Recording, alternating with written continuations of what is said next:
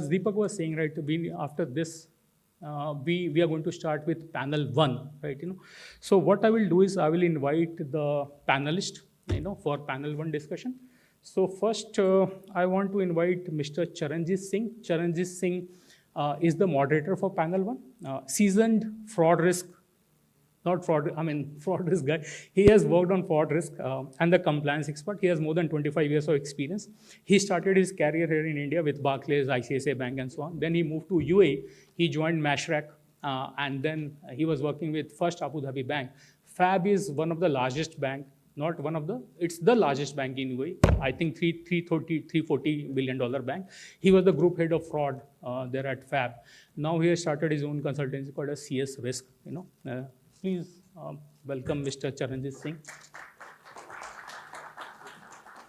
Second is Arjun Vijaya. So Arjun Vijaya is the co-founder of Geotus, one of the India leading crypto exchange, right? Join us with a SAR focus on interaction of technology, compliance, and trust, right?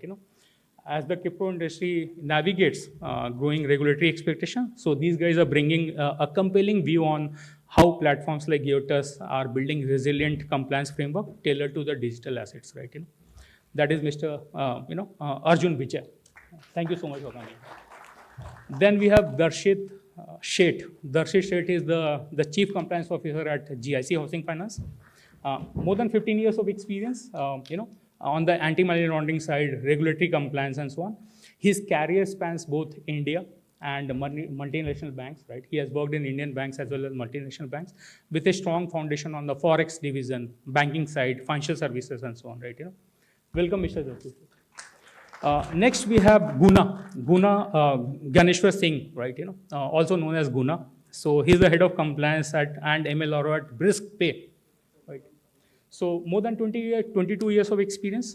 He has led compliance and financial crime team at top tier banks, including, say, JP Morgan, ANJ, State Street, HSBC, MUFG, right? And currently he is the head of compliance and MLRO at Brisk Pay, right?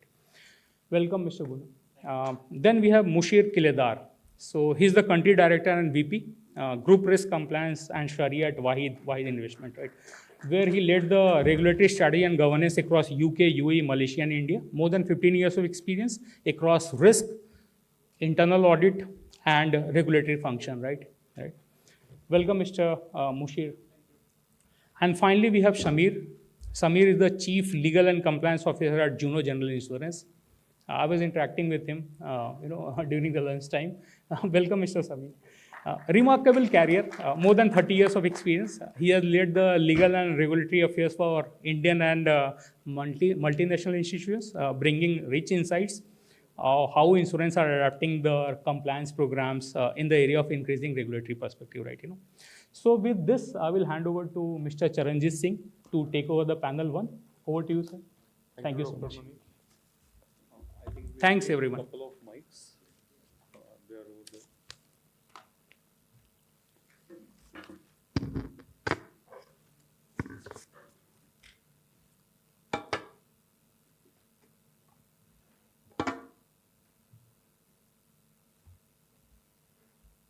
Hi, good afternoon, all of you. Namaskar, Assalamu alaikum.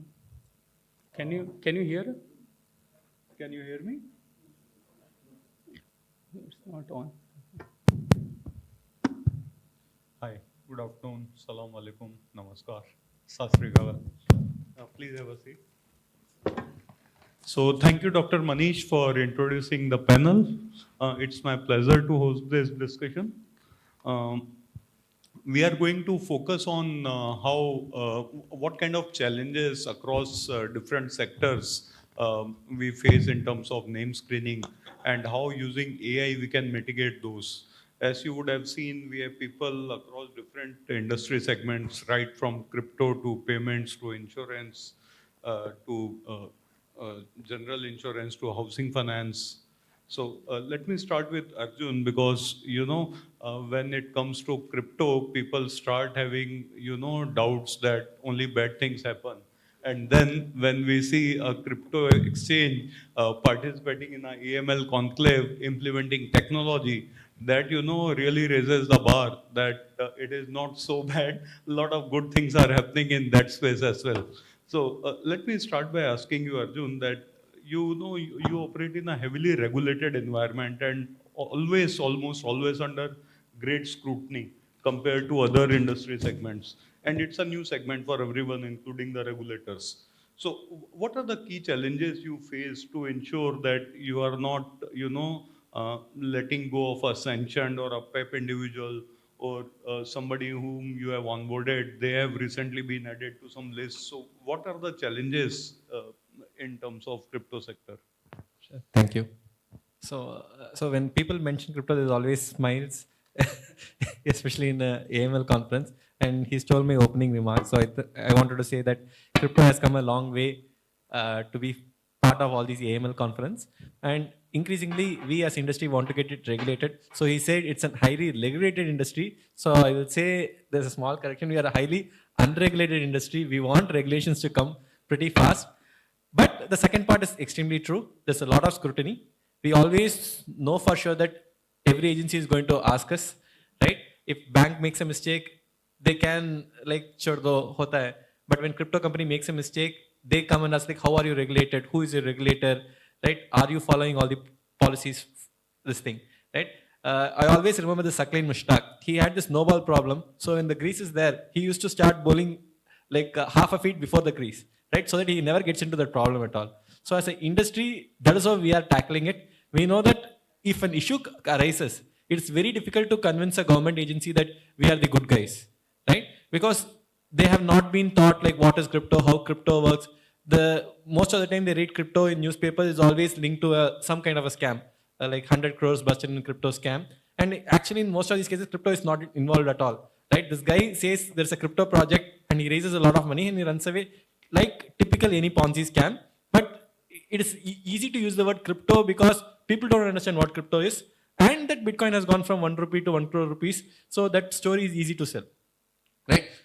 So when we started this whole process, right, we got under FIU in 2023, and we already had the KYC and all the other processes. But sanction screening, they had asked us to screen specific lists. So the of course, like all the people present here, our biggest challenges has been the false positive, right? The second biggest challenge was what are the sanctions lists we need to screen, right? Because FIU says certain lists, and the partners we work with, if you are working with any US exchanges, they have a separate list, right? So the initial idea was, why don't we screen for all the lists? Then the false positives was going crazy, right? And I had to screen all my existing like 500,000 customers. I had to screen it one shot, right? I have to clear all those false positives. But in a way, it provided us an opportunity, right? I could be able to test, right? All these settings, all these customizations. I would start with 1,000 users with the certain settings. We started with all sanctions, right? Then we realized certain things we don't need at all, right? And we are able to fine tune the system. So we had like enough test data or like data with which we can train this whole process. And so it took us 2 months to get through this entire process. But once we had set, I think, and Solytics was really helpful in setting up this process. We also had a lot of questions because it's the first time we are doing to understand what the industry leaders are doing it. And we got through. It took us 2 months, but we got through that initial phase. As of now, we are not facing much problems. So sanctions for us also means something else. In the sense, crypto side also we have to do sanctions. OFAC, they also sanction crypto addresses, right? Those addresses have to be up to date on a day-to-day basis, right? Because once we receive a sanctioned crypto and we process it, the problem is everyone else in the ecosystem will treat us as a pariah entity, right? So both on this name screening, on the crypto screening, we always have to be on the toes, right? The regulation is expected the policy paper is expected next month in crypto. Hopefully that would make us regulated, raise the bar for us, and looking forward for the things to come. Thank you. Thanks, Arjun. And one thing is, when there is not one regulator, everybody is regulating you. That also happens. Thanks. So, Mushir, coming to you, you operate in multiple countries, including Malaysia, UAE, UK, and also soon to launch in India. How do you manage these challenges of operating across multiple geographies, ensuring you are ticking all the right boxes? Maybe something is not relevant for one geography, but very much relevant for another one. So, how do you navigate this kind of landscape? So just to answer your question specifically in terms of obviously we operate in US, UK, Malaysia, UAE. UAE is a unique platform for us, which is open to around 150 plus countries, which means the set of customers which are coming are from various countries. So UAE, for that matter, is a more complex problem because the question comes as just rightly mentioned, is what number of databases to screen. That is the largest problem in terms of challenges, ensuring you meet the expectations of the regulator. Obviously, with UAE in the past was under the specific scrutiny of AML. So obviously the expectation is more in terms of AML to ensure that you screen the clients. But when it comes to us as a regulated entity, ensuring that we meet the requirements. First is obviously ensuring that we reduce our false positive alerts. Second is obviously the expectation from our business teams, because obviously we are an app-based platform. We cater to a large number of, the USP of a product is ethical and faith-based investing. So which gets us a lot of investors from obviously our community, which increases, obviously you would have a lot of common names in the screening database, a lot of common names are there in the industry. When you use these screening parameters and use it at various stages, you use it at the onboarding stage, you use it at the periodic screening. So the pressure on the KYC team or the analyst to review these alerts is tremendous, obviously. And that is a larger set of problems. How do we reduce, which databases, just to summarize, which database is a challenge, reduce the alerts, understanding the expectations of our regulators, understanding our product team, because obviously the product is such that because of the online and the fintech, you would want the customers to be onboarded in real time. That's how the market and people's psychology have changed. Nobody wants to wait for 2 days to be onboarded. That puts pressure on ensuring that we navigate this problem about screening. We use right techniques, right tools to ensure that these risks are mitigated in the system. Thanks, Mushir. And I think the bigger challenge is while you don't want to reject someone who's not who's not in one of the lists, but at the same time you also want to ensure you reject the right Muhammad. So, Absolutely. Because obviously, in terms of the database, obviously we operate in Malaysia where we have around 250,000 clients. UAE is also growing as well as UK. So ensuring that we screen the names, because obviously there are very common matches. Common match. How do we discount? It puts pressure on the analyst who would make a decision and the compliance officers. They don't have enough time to look at all the possible matches, ensuring that we use the right techniques other than purely name match is what we generally rely on. That's the reason we use multiple screening tools in various countries. So it's not only one tool which we rely on, we use a combination so that we get the right objectives met. yeah, great, thanks. Darshit, coming to you, you are in the housing finance sector and you deal with large number of retail customers. So are there any unique challenges when you have this kind of customer database when it comes to screening? Thanks, Solytics, for the question. Now, as you mentioned, that we are into purely housing finance and lending business, and particularly individual home loans. So for us, the challenge is to, almost do 85% of the checks before onboarding the customer as our borrower. And in that, the challenge that we face is, for example, if I get a hit on a customer as a part of the name screening where he must be charged or he's being prosecuted for tax evasion. Tax evasion is not something for me where I cannot onboard a customer in terms of the AML definition. So there must be a lot of people who must be saving tax, doing all the illegitimate things in terms of the saving tax. But if I get that as an alert to me. And if I don't onboard that customer, obviously looking at his credit history that I gather from the credit bureau, if he's a particularly a good customer in terms of a borrower, where he is regular in paying his EMIs, he's very well managing his liability, but definitely has done the siphoning of funds for for saving taxes, then I don't think so that should come into my circumference. Uh, Second challenge which we usually face as Mushir rightly said is the common names. For example, if I have a customer named Jaisha, I will get more than 10,000 Jaishas in as a part of your alert list to me. And to discount a correct Jaisha, who is my customer, he may or may not be the son of Amit Shah, the Honorable Home Minister. So, but a person sitting in my team who is at the junior most level, I think that is a challenge across housing finance and FIs we are facing, that the discounting job is given to a person who is at a junior most level of taking a decision whether to discount an alert or whether to tag it as a true match. I think in that side we have to evolve as an industry altogether. When it comes to the housing finance per se, I think RBI is very clear. They have adopted the FATF and the FCAs and the SECs of the world. So that is a challenge in a way where they don't have their own repository. It's all driven from the global standards. And when it comes to the global standard, my license given by RBI, given by my regulator, does not permit me to do a cross-border transaction. So for that per se, money laundering must not be even 0.01 percentage of my entire database. But yes, if I have to do a tick in the checklist of the regulator, I am definitely abiding to those. But the main challenge is when I am taking a decision whether to onboard that customer during onboarding, and when it comes to the periodic updation, what will I do? For example, during onboarding, all was positively or green ticked.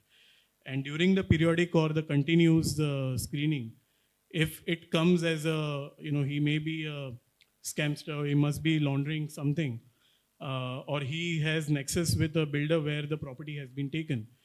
So what should I do? I am not a bank. I cannot, the customer will be more than happy if I tell him, okay, I'll freeze your account, don't pay me the EMIs. So that I cannot do. So that is a discussion which obviously all the HFCs are having with the regulator in a closed door forums, that what a housing finance must take a corrective action. I cannot just wave out him from the my database. FIU also, it's a challenge where I'm marking him as an STR, giving him a priority one when I'm doing my filings.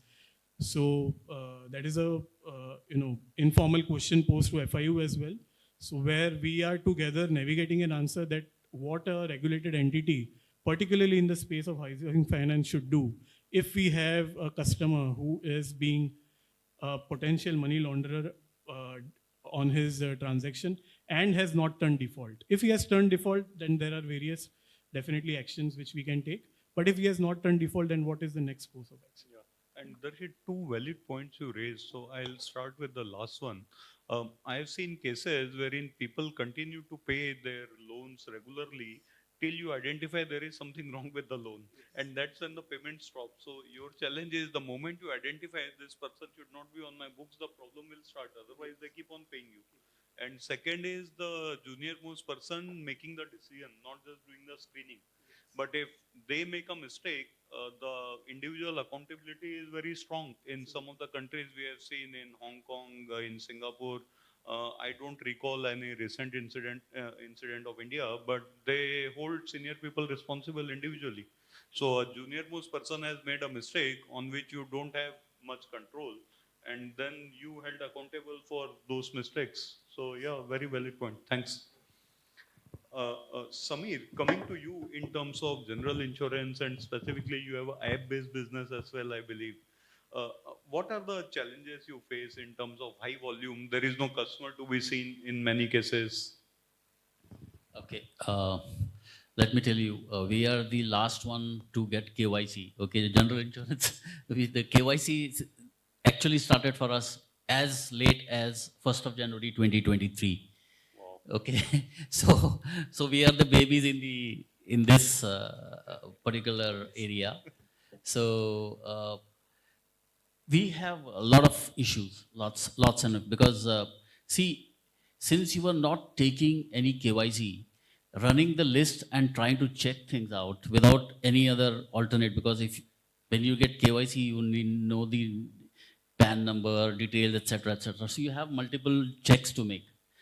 But that has all started now, and we as an industry, because the guideline came in August late, and we had to first they said it to start by October. Then with a lot of push from the industry, it went on to start on 1st of January.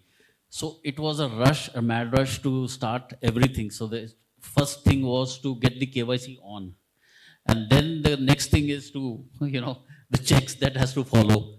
So we have always been in a kind of a soup that we are still trying to find our feet and swim along. So if I have to see, general insurance is small ticket, large number of customers. So take an example, my company is one of the youngest in the general insurance. We got our license in December of 2018, sorry, 17. So 18-19 was the first financial year. So even for a small company like ours, we have almost more than 2 million customers live. So that means there is so much things to do as far as AML is concerned. And without having a proper systems, it's almost impossible. We have been grappling, and plus the cost, the systems cost a lot of money. So there is always this push coming in, okay, kitna kharcha karna types, So that is a big issue for all of us. So currently, if I talk about the false positive or the issues that come, since you said that we are, of course, we are digital first company. Most of our sales, in fact, are 100%.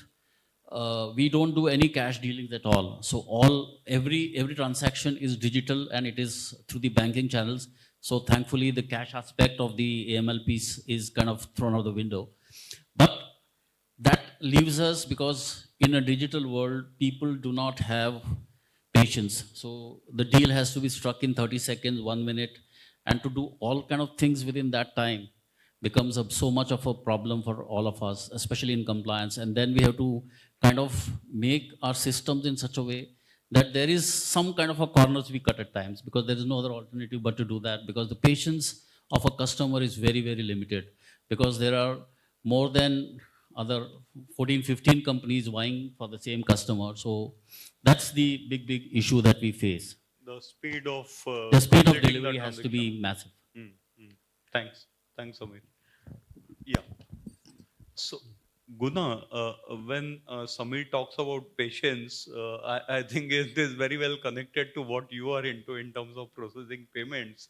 People believe that they have submitted the transaction and it must go through, without realizing that Guna's company also has to do the screening on both ends of the transaction, the payee as well as the beneficiary, the remitter as well as beneficiaries. How do you manage this challenge in terms of name screening?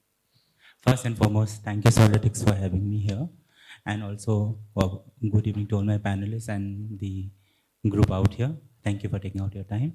With regard to answering your specific question on how BriskPay, navigates these challenges, I would like to say, first and foremost, meeting the local regulatory guidelines is important, because we are in India and we are currently based only in India. So FIU regulations with regard to screening and RBI regulation comes into play. And that is usually what the major focus is, right? But there is also another chapter which is missing, is that you also need to know where you want to be. If not only in terms of presence, but also in terms of the currency that you serve. So if you have a US dollar currency, if you're servicing a UK GBP, if you're servicing UAE for that matter, you also need to ensure that you meet their regulations, even though your presence is all in India. So I can have various examples as such, where where I was there present, and we had this discussion with one of the top global banks in the world, and their requirement for us is a simple straight question: do you screen BIS list, that is Bureau of Industry and Standard? And if yes, provide us the evidence.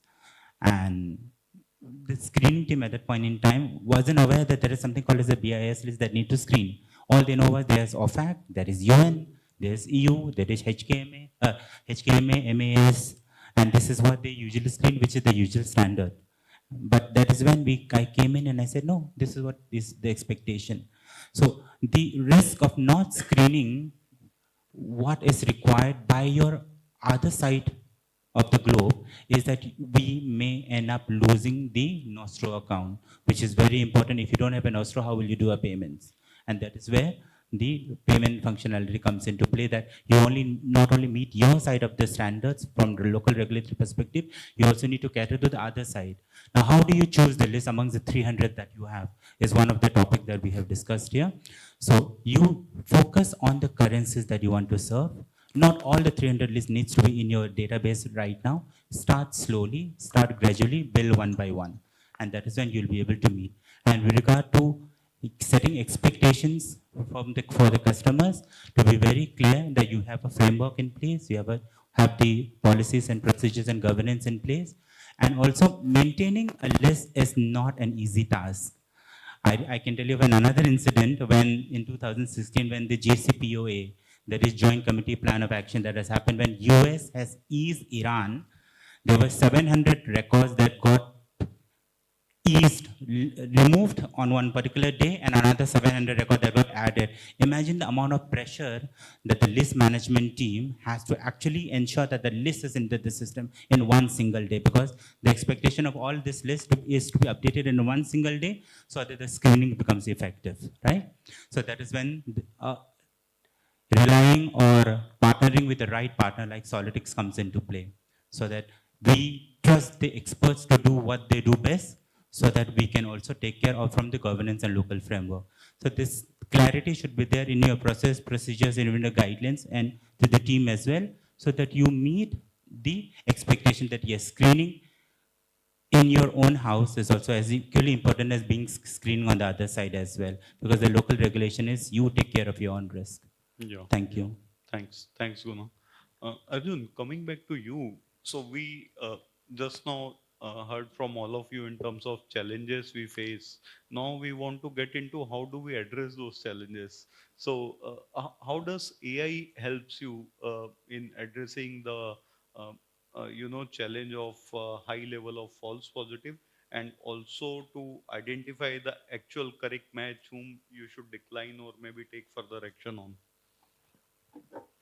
Hello.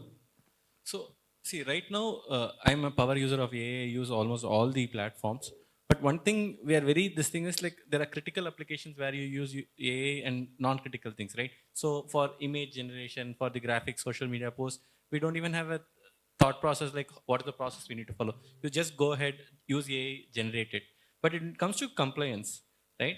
We have to be really sure that AI is doing the right job. And when you use a ChatGPT or Grok, the one thing that you understand is that they give you an answer that looks right. It need not be the right answer, right? They want to satisfy you, and it should look right. But fact-based, they don't do a lot of these checks. So AI is typically a black box, right? You don't even know why they are answering. So there is a chain of thought prompting and all those things. You understand what is the thinking process behind some of these things. But a lot of times, a rule-based system works much better, right? But at the same time, right, I think Satyanarayana, he said in an interview that don't stop building because AI is not helping you. You keep building it because AI in the next 3 months or 6 months is going to grow so fast, it's going to meet this thing. So right now, the one part that you said, right? So we are doing a side-by-side test, right? The same cases that we are giving to the manual team, right? We are feeding it to the AI and seeing how many cases, both from type 1 error and type 2 error. And here, the type 2 is much more interesting, right? Which our team has flagged as a false positive, it actually turns out to be a true positive. So there, using AI is of no risk, right? We are only adding more value, right? We are capturing some of these customers who were missed out by the manual team. So there, we don't see any trouble. But on the other side, right? if we want to replace the manual team and we miss a actually sanctioned person, or we reject few customers who are false positives, then it becomes a serious thing. So we want to do this slowly, right? And at this point in time, especially in India, because human resource is cheap, we have time, right? We are not in the urgency to automate, right? So we are taking it slow. Okay, so you are saying you are doing a parallel testing to check how effective or efficient are the systems. Great, great. Thank you, Arjun. Mushir, coming to you. So at Wahid Invest, what is your experience in using AI-based systems for name screening, and has it helped in some way? Definitely, in terms of, because obviously the challenges which we mentioned earlier in terms of unique challenges, obviously just using the name as a screening will give you a lot of hits, obviously, which puts a pressure on the entire system. So what we do is obviously we use a combination of parameters, date of birth, passport number, because obviously in some cases we have the passport as the mandatory document. And generally for the international databases that are screened, you generally have references to the passport number. So we use a combination. So our screening tools which are there, obviously we try and use various combinations, we define thresholds, and these are put into place only once the compliance is signed off, he's comfortable with the entire mechanism of how things work.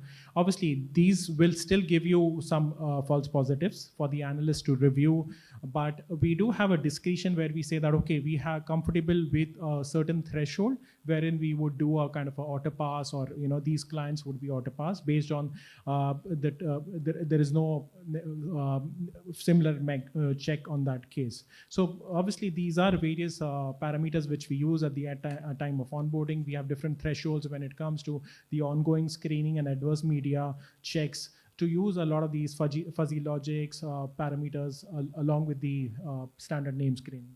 Okay, okay. Thanks, Mushir. Darshit, in terms of GIC housing finance, what has been your experience? Have you seen any tangible reduction in the count of false positives, or maybe improvement in the hit rates? Yeah, so definitely the AI-powered solution has helped us in terms of determining the result more in a, I would say, in a reverse way, where when we initiated the screening system into our organization, we used to get a lot of false positives. But then our compliance team and risk team sat together to understand that how to filter out the not so required kind of hits. For example, if there is a director in one of the company whose DIN has expired, so we used to get the data from the MCA, and SAMS has a repository or the API connect with the MCA. So those are not something which we are looking for. So it helped us in evolving in terms of setting the thresholds and fine tuning it in the right way, the hit that the landscape we want to cater to, being a housing finance, and also being a semi-government organization. We are promoted by the PSU insurance companies. So in terms of exchange of the data between insurance and housing finance, the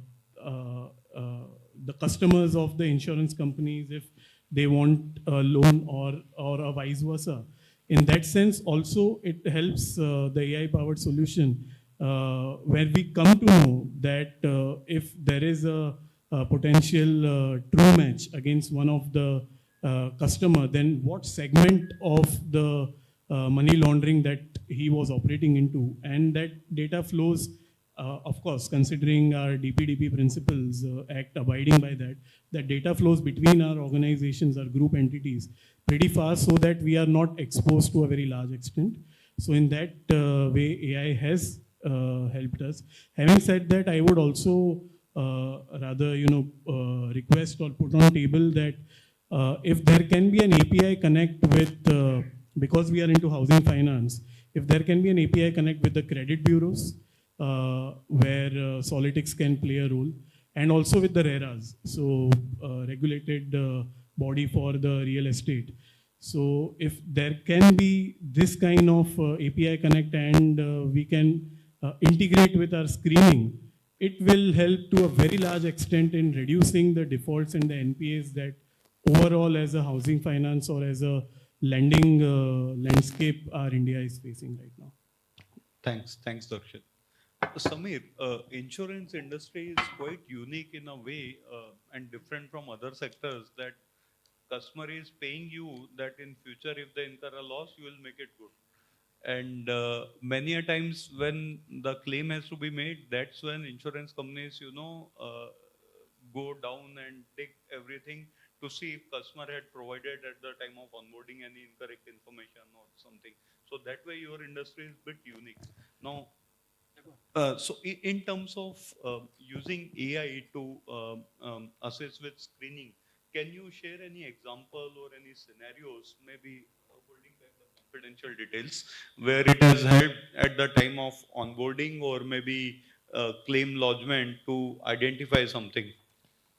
See, answering your second question, we are too young. We are still learning. Okay, we are still, in that sense, not really as mature in these aspects of it.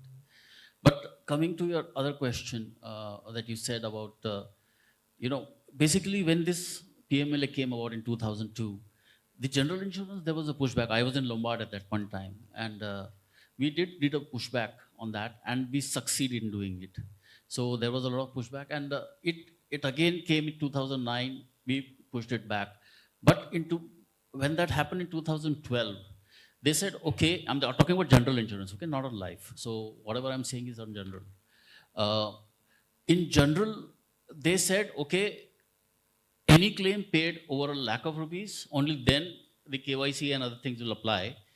And other than that, if you see in so many geographies across the world, general insurance doesn't come under the PMLA piece because the chances of either layering or laundering is so much less because 90% of our products are reimbursements. That means if there has to be it's an indemnity. So basically, if there is a loss, you have to prove that there is a loss, and we will reinstate you to the same position as according to the loss. It doesn't mean that I will give him a blank check and say do what you want. So there is a specific way of dealing with this. So basically, the chances of anything going wrong in terms of general insurance largely is very less. Of course, there are certain products like benefit products, like what happens in a personal accident or any of those things which are what we call it as benefit products. Benefit product means at the minute the event occurs, I will pay you X amount. But there also, if you see, what are we talking about? In PA, that is a personal accident, we will talk about disability and or death, okay? Now, in these two cases, what kind of a laundering one can do? Basically, it's like, it's like life insurance, somebody kind of murders somebody. That's a complete fraud. So it's not some kind of a layering where a terrorist comes and does things like that. So we are still grappling with it. We are still actually talking to the authorities, that's IRD and others, that saying, is this something that is really required for us? Because this is in our kind of a business, this kind of it brings too many layers of things to do, and the repercussions can be quite drastic in terms of PMLA hitting you, etc. So that is the main thing that we do. As far as using AI is concerned, we are still learning. We are in talks because when this whole thing exploded on us, we saw that there were a lot of false positives. Of course, when we saw a lot of use when it comes to using the systems like Solytics or these kind of systems, because what helps for us is that it kind of puts everything in perspective for us, and we have to be so fast in doing yes, no, etc. It helps you to take that decisioning, and I have an audit trail of what decision I have taken, because when you do it manually, and when the auditor comes, internal auditor, show me this, show me that, etc. So pile of paper that comes up can be quite what do you say? It's a harrowing time that we guys have. Yeah. Okay. Thanks, Amit. Guna, coming to you in terms of your industry, which is remittances, have you seen any use cases wherein AI has really helped you in bringing in efficiencies or bringing up the effectiveness? Oh, yes, thank you, Charanjit. Thank you so much. Let me just give you a two aspect of this. Definitely it has helped. Now, as Mushir had earlier mentioned about just screening the name as in a traditional method, where you just take a particular name, you screen, there are thousands of alerts, correct? And with AI coming into play, you have certain combinations that you can build around with regard to name, with combination of date of birth and addresses as such, where your false matches can reduce sizably, correct? And that is what we actually do, so that we reduce the false positive to the maximum. I think it's gone. Hello. But one thing which is very, very important that note is the role that a service provider like Solytics plays in this becomes very, very important and critical, because maintaining of that list to is 100% what you call usability in terms of the most updated data plays a very critical role in even ensuring that AI is able to do what they are supposed to do. Which means to say, you would have seen certain scenarios where you get lots of you get lots of alerts, there are potential true matches, but you don't know whether it's actually a true match or a false match, because you don't have any data in the watch list side. You just have the name, you don't have anything. And in that, what would earn AI with regard to putting a date of birth or a address do in those scenarios? You can't do much about it, right? So that is when there are one particular name may be listed by multiple regulators, whether it's OFAC, EU, and the amount of data that they provide, it can vary. Some regulators do not provide date of birth. Some regulators may not have any addresses when they publish those watch lists. Some would have. So integrating those into one particular record is the critical task which the service provider like Solytics comes into play, where they can act as a what you call this a value add. That is what they provide, due to which we are able to screen. When we screen the names, we are able to actually distinguish and do what is right in terms of the decision making, which has helped us in saving lots of false positives, right? And those some residuals where you don't have the data in the watch list, there is nothing none of us can do about it, because that is the regulator has to publish. Now, in that way, having a board approved policies and procedures to ensure that you take those decisions on a risk-based approach, and then look at it when those certain records are updated by the respective regulators at certain point in time, so that your alerts keep generating and you keep reviewing. That technically helps in ensuring that both parameters are met. Yeah, yeah. Thank you. And Guna, another part on that, what I recall is a lot of these names also come with aliases, aka. So Yes. that's, I think, another big challenge one has to cope up with when doing the name screening. Correct. That is why two factors, as I said. One, having that integrated list framework, the watch list framework where everything is in one place, helps in identifying. Because if it is alias is common, you can always fall back to the primary name and see who it is. Yeah. Correct. Yeah. And the second one, because like I think Dawood Ibrahim is also known as some other name like Chota something. So who is Chota here? We don't know. So falling back to the primary name becomes very, very important. And another one, if you don't have any record in the watch list, then the next step that I shared about having a risk-based approach. Yeah. That Yeah. that helps in reducing false positive number one automatically, or discounting your alert at the earliest. And you brought in the topic, which is what I want to focus on next in terms of regulatory, because regulators, they are not only looking at whether we did the right thing, but they are also looking for consistency and whether we can demonstrate we have a defined scope of what we are doing and how we do it. So, Arjun, with that, how do you ensure that in your segment, where supposedly there is no regulation, but there are still a lot of expectations, as you mentioned, that one mistake may be done by a large company or in a well-established sector may be tolerated, but not in a sector like yours. So, how do you stay abreast with regulatory expectations, changes which are happening, even identifying what could be relevant for you? So one thing that we have realized is talking to the regulator helps regularly, right? We have ensured we have done all the meetings that FIU had called us for, and proactively also, whenever we had some questions, we reach out to them, and they're very, very happy.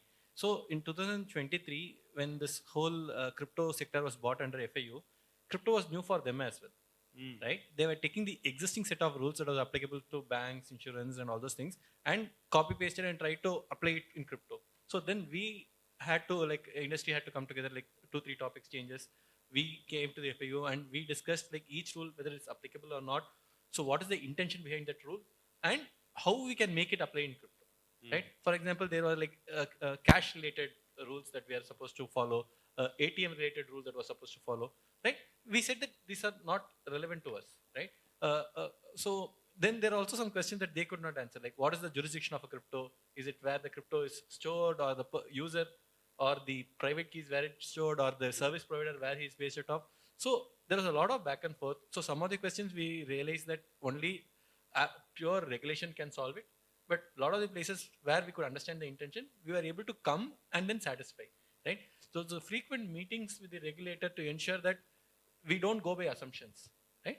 Apart from this, see, right, even when we started in 2017 and we wanted to build this, we did not want to look at existing crypto exchanges to build this business, because crypto exchanges are, as a crypto itself is 16 years old.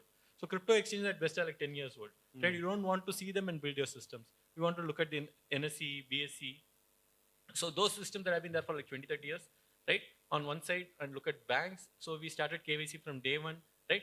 So we talk to people in all the good fintechs, right? What are the best policies that they are following in terms of fraud monitoring, in terms of all these things? So mule account could be a significant risk in even in our sector, right? Yeah. So it's a bigger risk and bigger issue in banks. So banks have been facing this for like 10, 15 years now. So what are the best practices they follow that we can implement? And as a startup, the advantage is that we can implement this much faster than a larger organization, right? And when you show this intent to the regulator that you want to do the right thing, and we just ask them like, what do you want us to do? And as long as we implement that, I think we are good with the regulator. Great. So two follow-up questions on this, Arjun. So in banking, we have Wolfsburg, then we have some other bodies in some other sectors. So in crypto side, is there any industry body which works proactively with global regulators or tries to set up industry standards? So we have Bharat Web3 Association, so which is an association of crypto exchanges. So as of now, this is like the single body that represents the interest of crypto with all the regulators and the government and the bureaucrats. Apart from this, there are like alliances, right? The global alliances. So a lot of times with respect to crypto, what is happening is in Europe, there is MiCA, in US, there is FinCEN and multiple other regulations. So we try to see what are the best practices, and we also, so see, one reason why crypto is not yet regulated is regulators are asking this question, government is asking this question, can it even be regulated? Yeah. Right? How do I stop crypto from flowing? Like emails or Emails. web. Exactly, right? So we try to show them that in Singapore, this is how it's regulated. In Europe, this is how it's regulated. These are the places where you can regulate, right? If you have this problem, this is how you can address it. So, so Coinbase is taking a leading this thing in. So especially these exchanges which are present in multiple jurisdictions, they are able to take best practices from one jurisdiction and bring it. And we at Bharat Web3 Association and individual, we are also trying to showcase these practices with the regulator, and regulator is very happy that we are providing them solutions for the problems which they thought is unsolvable. Okay, great. Thanks, Arjun. Mushir, coming to you, again, you operate in multiple geographies. So how do you align with regulatory changes, regulatory policies, which keep on changing? Maybe something changes in one jurisdiction, but not in the other one. So how do you keep track of this? So especially when it comes to regulators, dealing with regulators in multiple countries, right now, most of them seem to be taking a wait and watch approach when it comes to AI. So they don't have strict guidelines or, or regulations when it comes to how you do the name screening on the AI checks. So what at most they look out for is how do you demonstrate, are you able to keep the entire audit trail? The decisions which are made on based on proper justifications which are there locked in the system. You have the entire MLRO which is approving it. So for them, they try and place more onus on the entire how we are able to demonstrate the audit trail, the entire history behind the decision why we have taken. So that is what regulators right now are looking for, specifically when it comes to AI and name screening or AML. Obviously they want the best in terms of the AML guidelines to be followed, risk-based approach to be followed, business risk assessments, AML risk assessments, everything. But it is up to the organizations how we are able to demonstrate use of technology, what thresholds we have defined, whether these are captured in our policies, these are periodically updated to the from a governance perspective, these are periodically reviewed by the CRO or the risk committees or the board. So that is what they are looking for from a governance perspective when it comes to are we ensuring that we have the entire right governance on these checks. Yeah, and Mushir, as you mentioned, so with regulator, I think the perception that we are doing all the right things, intent is very much there, as Arjun also mentioned, that plays a big role. Absolutely, absolutely. And we'll let one of the ex-regulators talk about it when he comes here, how important is the perception when they fine or when they decide not to fine. Coming to you, Darshit, in terms of housing finance companies, I think there are expectations from each of the sectors which come under regulatory preview, and usually they apply same standard, that same broad brush across sectors, irrespective of what we heard earlier, whether they are applicable or not. So how do you manage this? Because regulation is there. So, just to light up the atmosphere, if everything is going right in an organization, I think that is the biggest red flag for a regulator. So, too good to be true. So, to demonstrate 100% abided by all the regulations, I think the chief compliance or a chief risk officer has to be a God's child. Otherwise, that's not possible in either a small organization or in a big, large institutes. Having said that, even if we look from the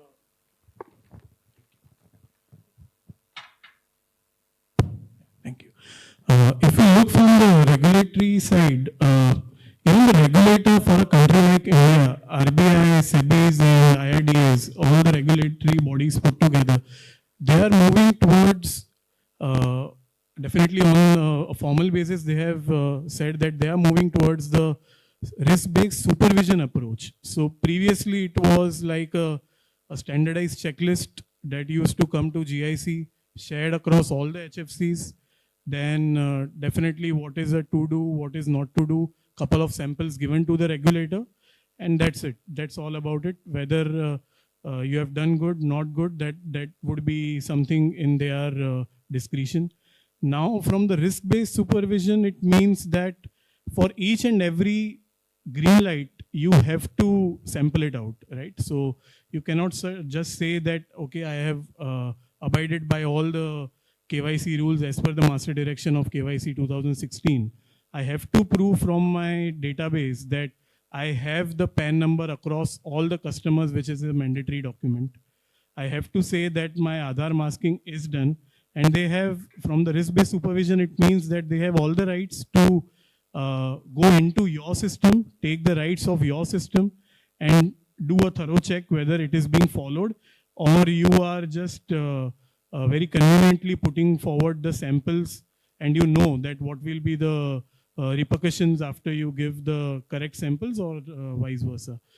So for us, the challenge is that our risk-based internal audit team or an internal auditor has to be strengthened enough and has to be aligned with a regulatory body as well. And I think we are moving towards that path. And as I said at the start, that everything going fancy is not a good sign for a regulator. And I think in that interest, we should not give a checkbox to each and everything that comes from a regulator. There has to be some black holes as well. Yeah. Thank you. So, Samir, in terms of RDAI's regulatory guidelines specific to sanctions, PEP, and other kind of screening lists, how do you keep track of that and ensure you are taking majority of the boxes, if not all of them? See, as far as IRD is concerned, they, as any other regulator, now they're moving from rule-based systems to principle-based systems. So basically, a lot of onus is put on the board, policies, etc. So we are in that cusp area where we are shifting from rule-based to the principle. So this will be the first financial year where we just completed the financial year where it is just set in. As far as the AML is concerned, of course, there is this, we have followed RBI more or less. Okay, so basically our regulator interacts with the DFS and the entire thing. And majorly whatever we are getting is whatever the RBI has put in place. In lot of these kind of, especially these kind of regulations or guidelines. So we, as far as, but they know that it just started, so there are going to be little hiccups here and there. So they are alive to that. And they also realize that this is not an easy path to take for, especially for general insurance, because we have very large number of customers across the board. And that would mean so much more effort and so much more things to do. Having said that, of course, they expect us to tick all the boxes wherever required. But as an industry, I can say that it is nearly impossible to tick all the boxes effectively, because there are so many things which are, small things which you have to, in the interest of speed, in the interest of customers, or in the interest of business at times. Okay, we will have to take some path which may not really measure up to the expectations of the regulator. But having said that, what we definitely do is we have a path which at least we can defend to some extent, whether they accept or not. As you know, it's the regulator's view will be the final one. And unlike the courts, we cannot cite citations to them and say, okay, this is how it is said by Supreme Court and etc. etc. Those things don't work here. So largely, as said by this thing, so we try to do as what best we can do. But however, I can say that I think for most of the insurance companies, we really can't match up to all the requirements that there is for various reasons. It could be different reasons for different companies, but that's what the fact is. And I think Guna was earlier talking about risk-based approach, which is an accepted approach by almost every regulator. See, risk base is happening in the capital, risk base is happening in a lot of other things which we do. Because our business is risk. Take it from me, we do underwrite risk. So that is the entire being of any insurance company is to cater to risk of all kinds. So that's something is par for the course as far as we are concerned. Thanks. So Guna, with that, let me come to you and specifically talking about risk-based approach. So how would you apply a risk-based approach on name screening? Would it be based on certain thresholds, certain geographies, or does it work, risk-based approach, in terms of name screening? Thanks, sir. Thank you. Thank you, Charanjit. Does risk-based approach work with regard to name screening? My answer is yes, it does work up to a certain extent, but there are lots of technological involvement that will come into play. Now, with regard to technological implementation, what RBI and FIU has categorically stated, even in the master direction and also in various forums that we have been part of, is that they encourage us to use the latest technology with regard to AI and AML implementation as such, just to ensure that you don't onboard a customer that is in the sanctions list, and also you don't do any cross-border payment to those lists, and so that you have a right screening mechanism put in place. Now, with regard to threshold tuning, one particular threshold size doesn't fit all. And I can give you a live example. One of them is in threshold tuning for vessels need not be threshold equivalent to a threshold tuning for sanctions, for AML lists, PEP lists, and adverse media lists. That can be very, very different. While you can take threshold tuning for vessels around 60-65%, because there are lots of high risk factors, because vessel name keeps on changing, only the IMO number is same, even your flags can change. So that can have a different type of threshold tuning that you can do. With regard to sanctions, it is very critical. You can have it at a middle threshold around 80 to 85. That is what we usually build in. But with regard to AML's list and PEP list, you can have a little higher standard, we're around 90 to 95%, because the cascading effect of those matches are also different. When it's a sanctions list, it's a straight away no-no. You need to report to FIU, you need to report to RBI within a stipulated timeline as such, right? Even if a US entity, you need to report to OFAC as such. But with regard to AML list matches, you don't need to specifically report, you need to investigate and do due diligence more. So in that way, you'll have certain internal lists within yourself where you would have exited some customer due to some AML KYC deficiencies as such, due to which it will be just your internal list. There your threshold tuning can be very different. Yes, so it can definitely be on a risk-based approach, but you need to define very clearly to understand at what threshold are you setting your screening parameters, and when do you evaluate. Just screening parameter at one particular point doesn't suffice. You need to evaluate at least on a 6-monthly or at least on a yearly basis to understand, is it really working? Am I missing out on any alerts or not? So that control should be there. And with regard to all the adjudications and control, as Moshe has rightly stated, those governance framework, those audit trials should be there, even to the last minute that the MLRO has reviewed and approved those thresholds that you have set for. The proper rationale should be there. Thank you. So one question, rather than asking, to 5 of you separately, I just want to ask, how many of you feel that AI could become the primary sanction screening system? Like, Just yes, no? add on. Yeah, please go on. So will AI become a primary sanction screening system? In my opinion, it will complement, it will act as you walk the path together, because it is very important in today's days and time. And that is where I think I've stated earlier, where the firm like Solytics and others comes into play, where they give us that expertise with regard to maintenance of list, with maintenance and ensuring that there are certain permutation and combination which we cannot ideally do it manually comes into play. While the decision-making factor with regard to human intervention as per local requirement is always there. So AI helps in ensuring you negate all the false positives, gives us only the one where we are to only investigate and look. So that is when our cost optimization and efficiency also comes into play, both from a compliance standpoint as well, because instead of hiring 100 resources that you said it earlier, 10 may probably do the job because our AI is already complementing that. I think that is So, what I will think- work together. Yeah, your Guna answer is no. In terms of AI, you believe will not be the primary system. It will work together. It will be, you'll go to each another. We will be complementing each other Okay. rather than one taking over the other. Thanks, Arjun. So the cross question is on what time horizon, right? At some point, I think AI is going to do everything, Yeah. right? Because there is a famous prediction that 2027 or 28, we will see a one-person unicorn. There's just one person through AI, he's able to run all the functions in the company, right? This is just a prediction, right? It may come true, may not come true. But the way AI is progressing, I think at some point it's going to surpass human intelligence. It's So it just- is not about whether, it would be when.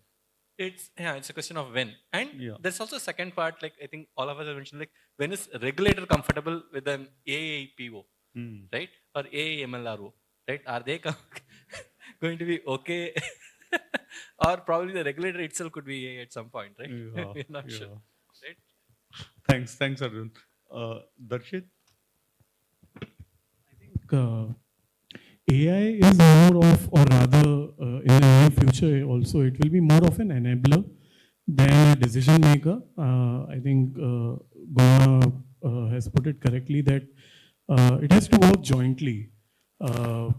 Otherwise, if AI starts making decision which a human intelligence cannot, then I think you and me will be out of the job. So I don't think so. We are going towards that way. Also, looking at the regulators' view and even from the global standpoint, also the Infosys and the TCS and the Microsofts of the world. For them also, the AI is more of a progressive tool in terms of enabling quick decision making. Right now, the question is on the TAT. So I want result in 0.30 seconds. I think Solytics gives me that. So there will be a competitor, a Worldchecks and LNRS of the world, which will give me the result in 0.10 seconds, which will make my business efficiency decision much quicker. But yes, there has to be a joint decision making with human intelligence involved in it. Okay, thanks. Samir? I also agree with Darshit and Guru, because it will be an enabler. I don't think at any given point in time, even now, or even maybe beyond 27, 28 has. Okay, that it will see. My submission is different. My submission is, in this real world, the regulator is looking for a real person to get hold of in case there is anything going wrong. Okay, I'm talking from the regulatory point of view, not as a ability of the this thing. So they would definitely would want to have a physical guy to take it to the nearest tree and hang. So if I may say so. So for that one reason, definitely it is going to be something where the human will have to be responsible for every action of your machine, whatever it may be, is my firm view. So that's what I feel. Thanks. Mushir? Definitely agree. The regulators will never agree that AI will be the primary enabler here. So they always want a joint combination. They are looking for what is the contribution, how we are reviewing the audit trails, as I mentioned earlier. So it's always going to be a joint combination. AI is going to be, as Darshit mentioned, enabler. We're not here to replace the entire AI, human touch with the AI. It's more to enable the employees, increase efficiency, increase the turnaround time, how we process these transactions, these cases, and give a better experience. That's the whole objective. Thanks. So basically, to summarize in terms of role of AI, what all of you have mentioned is, one thing is very common across all of you. AI definitely is going to play a role. There is a view that maybe AI may become the primary source, but the time horizon nobody knows. Yeah. Just to add, I remember, since when when the computers came, I'm talking about 94, 95. Okay, I think we had a similar thing in banking happening. Would the clerks will go away? What will happen? What will happen? I think we are living that world all over again, maybe 25, 27, or maybe 30 years from there. But I remember those days where really there were strikes in the bank. I remember the Nationalized Bank and others, saying that these computers will come and then take over everything that they do. Yeah. The only thing that happened is, okay, the balance sheet which they had to write by hand happened to be in type. That's it. That's all that changed. I think right, that's you are exactly what's going to happen. Maybe the software side, I am not too sure about it. But at least in real world, that's how it will be. Yeah, yeah. I don't know, because they say, I don't know because I don't understand that aspect. Okay, so sorry if I said something wrong.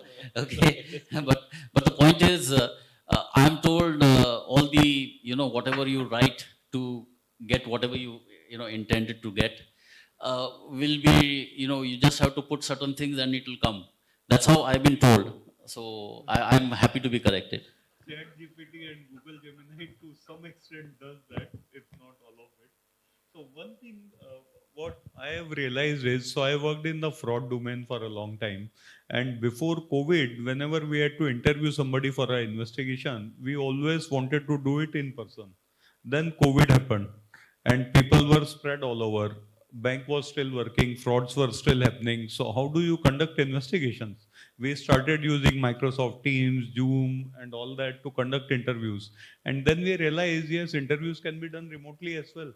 And that practice even continues after COVID, when we are able to meet up with people in person, still to save on time, to bring in efficiencies, though the right approach is meet in person. But it has found a way in. The technology has enabled investigation interviews in a way. So I don't know when it will happen or whether it will happen, but yeah, if we go by past, there are a lot of things which we never thought would happen, and they have happened. Thanks. As you say about the interviews, in fact, in our case, we had a car. Wherever accident happens, we had a surveyor. So we were doing video surveys. Okay, and it was AI created. Okay, so it will also give you a lot of these things. Okay, what could be this thing? When the COVID, we went as high as 60% of our accidents 65%. That was the highest we had. And today, post the COVID, okay, post the COVID, we have come back to 7%. So imagine this is just the numbers that talks about. Thanks. Now, one last question before we open up for Q&A. Again, to all of you is, what is one piece of advice you all would give, and we can go from you onwards, Arjun, to compliance team who are looking at adopting AI systems to do their name screening? Yeah.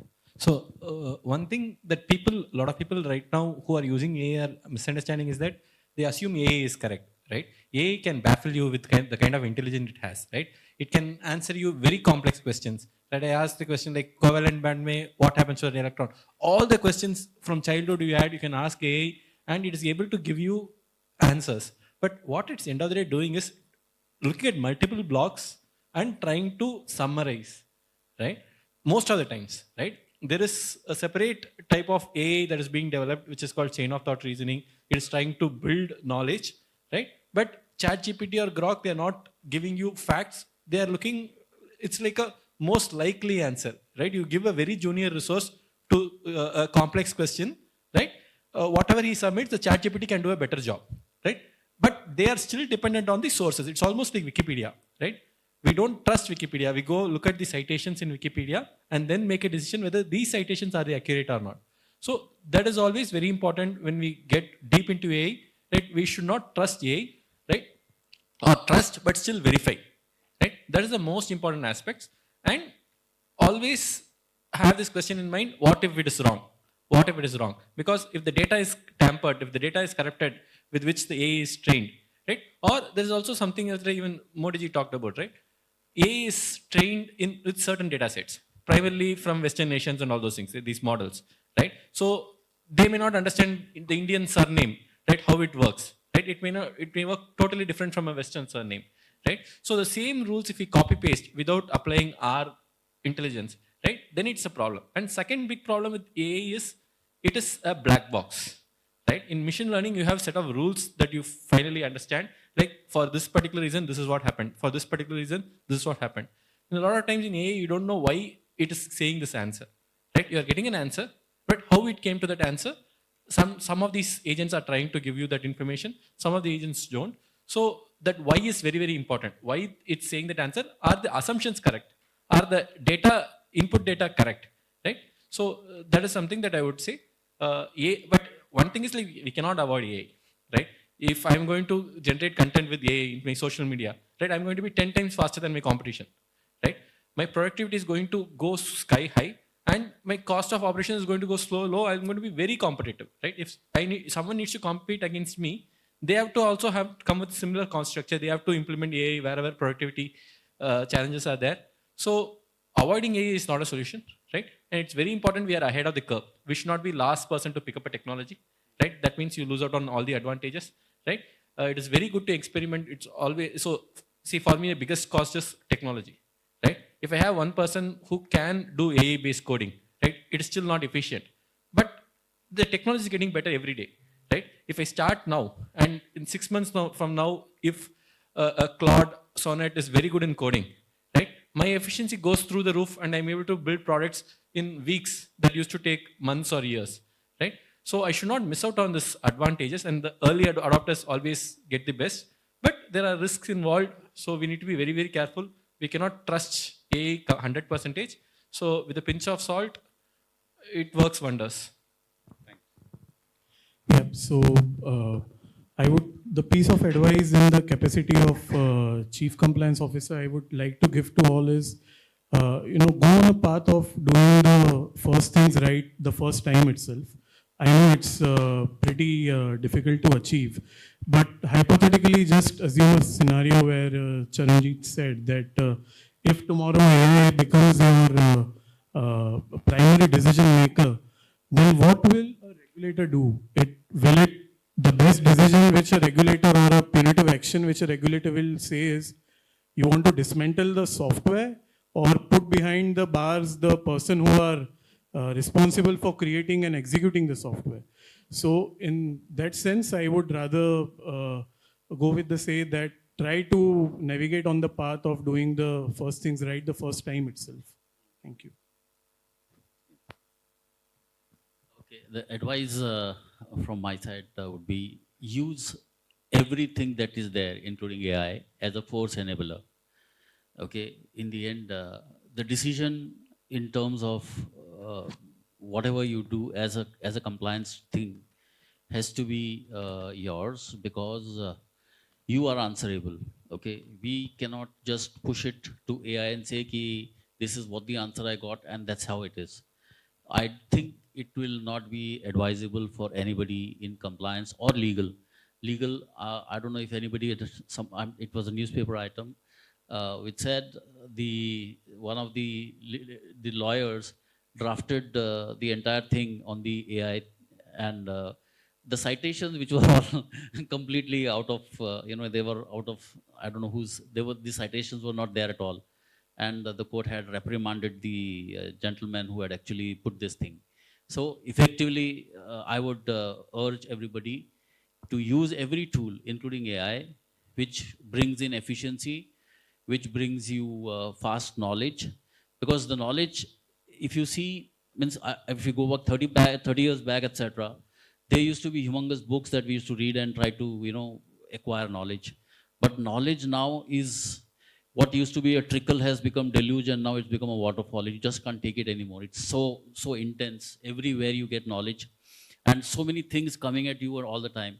So I think you've got to use the whatever brings you that the knowledge comes to you in a way which is, you can make things out of it, and then use it to best of your ability and knowledge that you have.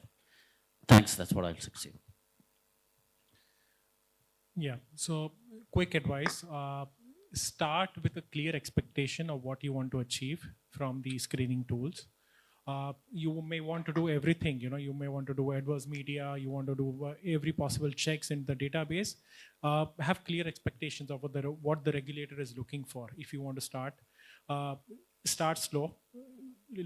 Define a threshold in terms of, okay, what comfort, what rate we would be comfortable with as an organization in terms of screening. Define those parameters and then review those parameters on a periodic basis. That would be a quick advice, especially for teams which are trying to apply screening tools or review those tools on a periodic basis. Thank you. Thank you. So my advice is not only on the AI, but I would like to give to all the members who are into name screening or screening per se. Having spent 22 years in this particular role, one thing which is foremost is screening is a thankless job. Okay, and why I say this is because you are just looking at one particular name, the name appears every day, and you're going to discount it on a daily basis. You would see that there is nothing else to learn. Okay, unlike KYC and TM, where each and every cases is different, your transactions are different, you get different scenarios in which you need to deal with. This is not in sanctions. But if you look at sanctions closely, it is in depth. That you need to have lots of patience. I have had 22 years of patience. So you need to have lots of patience just to looking at that name and understanding as to why is this name appearing. Now, if you want to build your knowledge on sanctions, which will help in your AI transformation later on, is start reading news and also seeing news, not the news which is currently now, the halla gulla wala, not wala, the sensible news, okay, where it talks about the current affairs with regard to what is happening with Russia, Ukraine. You can start with that. You can also start with what is happening with Gaza and Israel and how US and China are being involved unnecessarily is what I would say in my personal opinion. So that is the geopolitical scenario which translates into sanctions technically. Correct? So when it translates into sanctions, those are the names that appears in your sanctions list. And that is what you actually investigate on a day in and day out basis to even arrive at a decision whether I need to onboard this customer or put this into an EDD or what else or what not. So that route is what you need to understand, and that takes time. And you take lots of patience. So once you're aware of that, integrating into AI becomes easy. That is because you have the backbone or your background of your knowledge ready, your integration into AI to understand what I want to implement from my policy and procedural standpoint with regard to the type of entity that you are becomes easier. Thank you. Thank you, Guna.